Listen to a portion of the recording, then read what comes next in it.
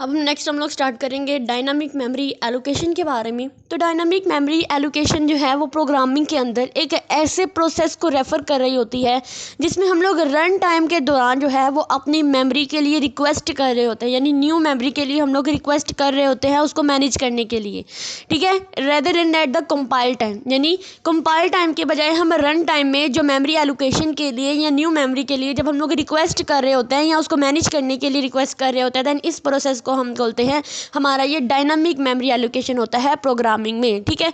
आप लोगों को एक और बात बता दूं कि जब हम लोग C++ का यूज़ करते हैं तो जब हम लोग न्यू का कीवर्ड यूज़ करते हैं, न्यू फंक्शन यूज़ करते हैं अपने डायनामिक मेमोरी एलोकेशन के लिए, जबकि C के अंदर जो है वो हम लोग यूज़ करते हैं मैलग, ठीक है। क्या वर्ड यूज़ करते हैं? मैलग।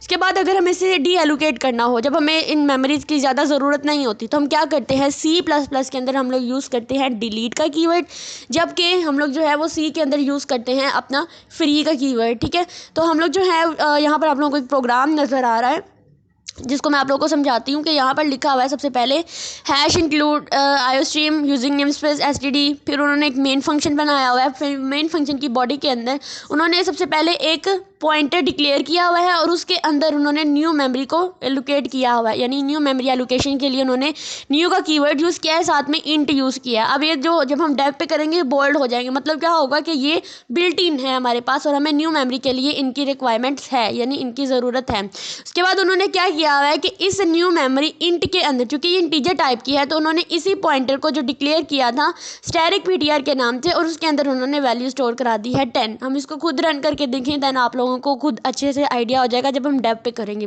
उसके बाद उन्होंने क्या किया हुआ है कि उसको सी आउट करके देखा हुआ है कि क्या हमें ये 10 वैल्यू मिल रही है, ठीक है। 10 वैल्यू जब मिल जाती है उसके बाद हम लोगों ने क्या करना है, इसको डिलीट कर देना है, यानी हमें इसकी अब ज़रूरत नहीं रही तो हम इसको डिलीट कर देंगे, हम इसको डी एलोकेट कर देंगे। फिर हम लोग क्या करेंगे, एक और एरे बनाए, एक हम लोग पॉइंटर बनाएंगे एरे के नाम से, और उसके अंदर जो है वो हम लोग न्यू इंट, यानी एक न्यू इंट हमने न्यू मेमोरी एलोकेट की। अब चूंकि ये एरे है, हमने अपने माइंड में हम पॉइंटर का कोई भी नाम दे सकते हैं, जस्ट हमें इसकी ये जो डी रेफरेंस ऑपरेटर स्टैटिक है इसकी ज़रूरत होती है, लेकिन हमने यहाँ पे एरे नाम दिया तो इसका मतलब एरे ही बनाएंगे हम लोग, क्योंकि हमारे माइंड में भी इसका नाम यही है। तो हम क्या करेंगे, इंटीजर के साथ उस एरे का जो साइज़ है 10 वो फिक्स कर देंगे और फिर हम उसको डिलीट कर देंगे, यानी इस मेमोरी को एलोकेट करने के बाद साथ ही हम लोगों ने उसको डिलीट कर दिया, इसलिए इसके अंदर कोई भी रोल नहीं है। उसके बाद यहाँ पर उन्होंने जो लिखा हुआ है सिस्टम कलर 70, तो इसका बेसिकली इस प्रोग्राम से कोई रिलेशन नहीं है, इसका इसके अंदर कोई भी ताल्लुक नहीं है, जस्ट ये हमारे जो हमारा कंपाइलर होता है उसका कलर चेंज करने के लिए यूज़ होता है, और हम लोग आपको इसका कलर चेंज करके भी एक मैजिक दिखाएंगे, ठीक है।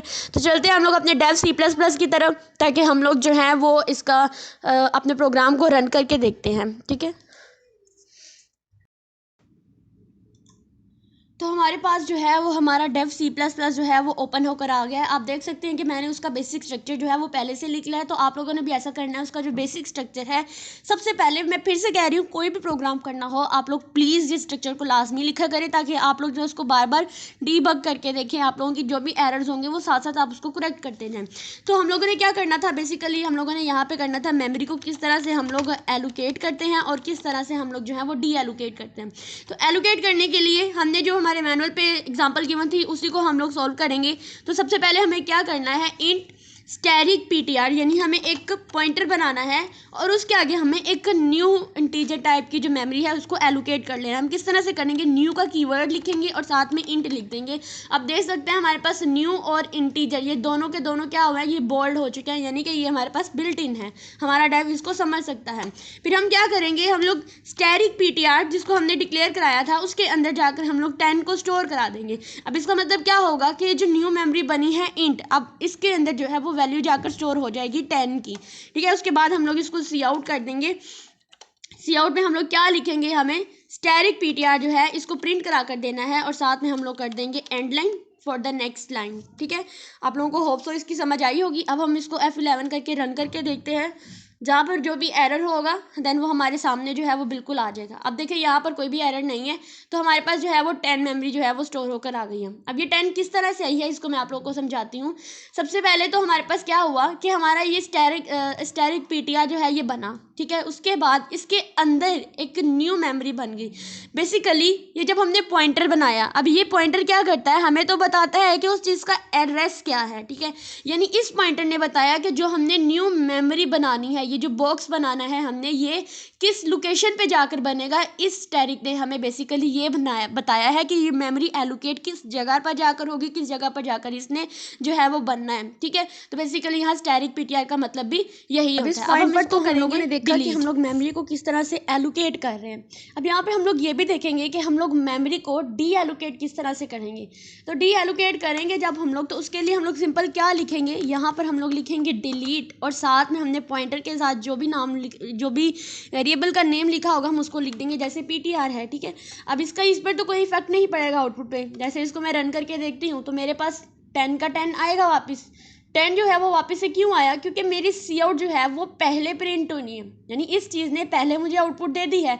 जो डिलीट करूँ बाद में कुछ भी करें तो मेरा इस पर कोई भी असर नहीं होगा। ठीक है, अगर मैं इस डिलीट पीटीआर को यहाँ से हटाकर यहाँ पर लिख देती हूँ इस 10 के बाद, तो मेरे पास क्या होगा कि मेरे पास जो मुझे आउटपुट में इस चीज़ का एड्रेस तो आएगा कि ये वैल्यू कहाँ पर जाकर स्टोर होनी है, लेकिन ये वैल्यू कौन सी है ये मुझे नहीं पता चलेगा, क्योंकि मैंने इस चीज़ को जो न्यू मेमोरी एलोकेशन के अंदर जो भी वैल्यू थी या जो न्यू मेमोरी थी वो मैंने कर दी है डिलीट। देखिए, अगर मैं इसको F11 करके इसको रन करके देखती हूँ तो मेरे पास उस चीज़ का एड्रेस तो आ गया है कि मेरे पास जो भी पॉइंटर है वो इस एड्रेस को जो है वो लोकेट कर रहा है, यानी उसकी लोकेशन यहाँ पर है, लेकिन उसकी वैल्यू जो 10 थी वो डिलीट हो चुकी है। अब क्यों, क्योंकि जो न्यू मेमोरी थी अब वो एलोकेट की बजाय डी एलोकेट हो चुकी है। ठीक है, इसी तरह से हम लोग जो है वो यूज़ करते हैं।